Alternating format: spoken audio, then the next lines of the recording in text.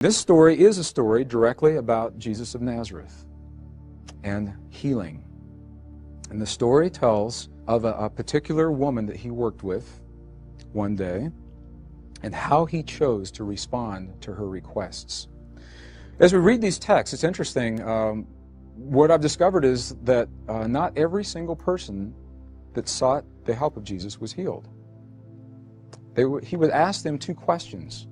Depending on how they answered those questions, they may or may not have the benefit of the healing. The first one, he would ask, he'd say, "Do you believe in me?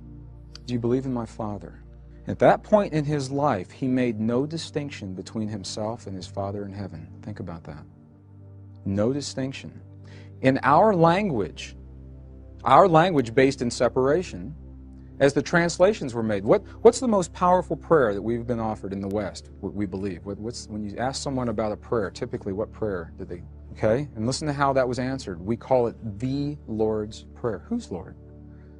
The Essene traditions call it our Lord's Prayer. What is the first sentence of that prayer? Who art in heaven. That's the Western translation. Our Father who art in heaven.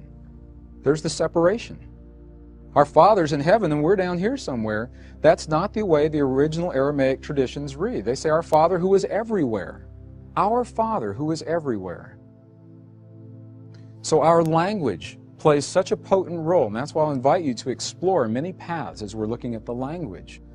Well, it was through this language that I read of this story. He would ask him, "Do you believe in me? Do you believe in my Father?" Because at that point in his life, he saw only the union of the two. And the person would say yes or no. Then he would ask him a question. He'd say, "What have you learned in your illness? What have you learned in your illness?" Typically, there were illnesses that people were asking to be healed of. And this particular story fascinates me because it was a woman that was born with leprosy. We don't see a lot of leprosy today, and there was a lot in this country, anyway, we don't see a lot. This woman had been born with leprosy, and she was angry at her disease. She said, "What do you mean, what have I learned? I've learned nothing. This is a mistake. I'm not supposed to have this." She says, "I am so hideous, I've never had a friend. I've never known a man. I'm so hideous, even the animals cower in my presence. Heal me of this affliction." And he said to her, "If you have learned nothing from your condition, then die and know yourself through death." Because he loved her that much. And that is the beginning of compassion. He had no attachment to the outcome. He could have felt a lot of peer pressure. He could have been there on the shores of Galilee and said, "Okay, there's 10,000 people behind me. There's a woman in front of me. They're asking me to do something. I got to do something quick." I mean, he could have had a thought process like that, and he didn't. He loved her. She had, from this perspective, through her mastery, allowed or created that condition in her life so that she may know herself in that way. If it had not served her, why would he take that away from her? Thought without attachment to the outcome. We had the opportunity in the 6 o'clock news, many of our homes, to witness a tragedy that has happened far too many times. Once is too many. This particular tragedy was in a small country of Rwanda, where approximately 10,000, we still don't even know the exact number, 10,000 civilians were depicted on the news, massacred by their own people on the rural roadsides in that country. And I was with a group of friends that evening, and we watched this, and it was just the right group of friends for that evening, because I had the opportunity to look around. There were 4 of us, and I had the opportunity to look at the other 3 and see what had happened with them. So as the reports went on, there was a woman that was in the living room, and I asked her, I said, "How do you feel about this?" She was enraged. She said, "This is ridiculous." She was pounding her fist on the coffee table. A lot of fist pounding in these stories. She said, "When are we going to stop this? When are we going to send the Marines to kill the soldiers that killed the civilians so there isn't any more of this going on? Why don't we stop this?" There was another gentleman who was in the living room. He had just kind of gotten into the New Age thoughts, and I asked him what he felt about it. And he said, "About what? Rwandans?" He said, "They knew that was going to happen." He said, "That was their karma. They knew on some level when they came in this lifetime they were going to die that way." And he said, "There really is no death anyway. It's about 6 o'clock. You want to get a bite to eat?" And he felt nothing. And there was a third woman who'd gotten up and walked into the kitchen. And I followed her in and I said, "What did this program mean to you, what you saw tonight?" And she turned around, she had tears in her eyes, and she said, "I don't know." She said, "I don't want the soldiers to die, because that's the same kind of thinking that led to the deaths in the first place." She said, "I don't think we should go in and send in the Marines, and I just don't want any more people to die." She said, "I miss those people, even though I never knew them. I feel different in my world because I know now that they're no longer here."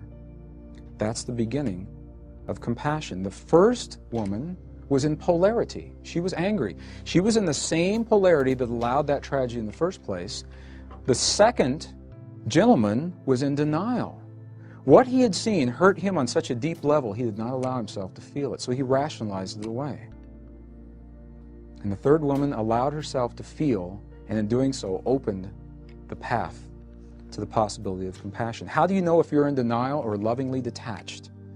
You can ask yourself a simple question. If you feel nothing when you witness an outrage or a tragedy such as this, there's a good possibility that it has hurt you on such a deep level that you are in denial. If you feel for what has occurred and you're not seeking retribution, not trying to get even, or the mentality that somebody's got to pay, then you're not in the polarity. You're allowing yourself to feel what has happened. And if you can say to yourself, "I miss those people, and this didn't have to happen," and there's a sense that somehow there's a balance that's occurred here, you may be at the path, at the doorway to what we call compassion in our lives. This is a completion for our animal story that I began yesterday. My little friend Merlin, somebody said, "Well, are you going to tell us whatever happened to Merlin? Where is Merlin?" And I'll share that with you now because it's been a really powerful part of my life, and it is very relevant to make concrete these sometimes nebulous concepts that we're describing here. Well, I got all the things I needed to take Merlin across country, and Merlin and I had a great adventure from Mount Shasta all the way to northern New Mexico, and we live about 6 miles from the Colorado border, so we're in a very high mountainous area. And Merlin grew to be a very healthy, vigorous, beautiful, large black male cat. Not a speck of any other color on him. He was completely black. And a very good friend. Merlin, if you've ever read the book Awakening the Zero Point, he was right there on the table with me as I wrote each evening. Every once in a while he'd get up and stretch and he'd walk across the keyboard. And sometimes he'd type words that made sense, and I'd have to read those. So if you saw a lot of typos in that book, I like to say Merlin helped me with those. And Merlin used to go out every single day. We'd let him out first thing in the morning, and his rule was he had to come back in by 1 o'clock in the afternoon, and he did that for several years. There was one day Merlin went outside and he didn't come back. And at first I wasn't too concerned about that. I thought, well, maybe it's just a kiddie walkabout. You know, it's a male thing. He was going to explore this territory in northern New Mexico. And by the time the second day rolled around, I was a little concerned, and I really felt something was happening. By the third day, I knew something had gone wrong from my perspective at that time. And I stopped everything I was doing. I returned no phone calls, no correspondence. I did no business. And for 5 solid days, I invited friends in our valley, and we looked for Mr. Merlin everywhere. We looked in coyote dens, we looked in owl nests, we looked in badgers' burrows where we could find them. We went and looked around eagles' nests down in the valley. There's 136,000 acres of sage that borders our property, owned by a Bureau of Land Management. It's fenced off, and we'd walk from one end to the other and tie off a piece of ribbon, take 3 steps over and walk back so we could scour every foot of the fields. And after a few days, I really had this feeling inside that something was terribly wrong. And I felt like he was alive and maybe he'd fallen into a well and needed some help, or he was in an old abandoned building, or he was in a hunter's trap, or something had happened. And one morning as I was laying in bed, the sun had not come up yet, and it was light. It was about to come up. And I asked for a sign, and I simply said, Father, I asked for the sign. Is my friend Merlin alive? Does he need me, or what's happened? And I didn't even get the sentence out of my mind I hadn't even finished that sentence yet, and something happened that had never happened before. It's never happened since. From 360 degrees all around our property, I heard more coyotes yip and yell and scream and cry, broad daylight. And then as soon as they, just as suddenly as they began, they stopped. And I knew in that moment that Merlin was no longer with me.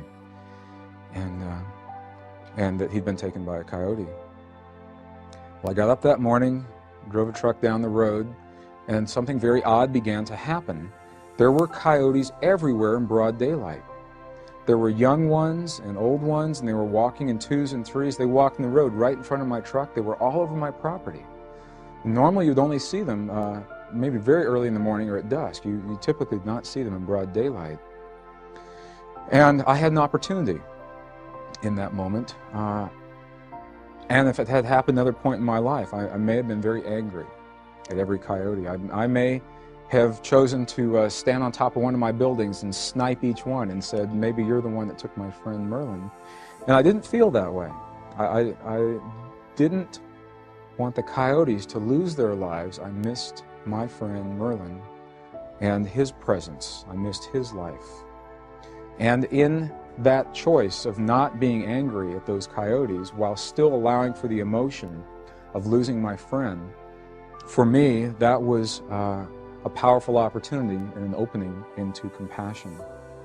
Thought without attachment to the outcome, feeling without distortion, emotion without charge. It hurt me deeply. He was a very, very close friend. And I share animal stories, and maybe to some people they're kind of silly, and if you have ever been alone in your life, or I've never had any children, animals have essentially been children, and they've been powerful teachers to me, really powerful teachers.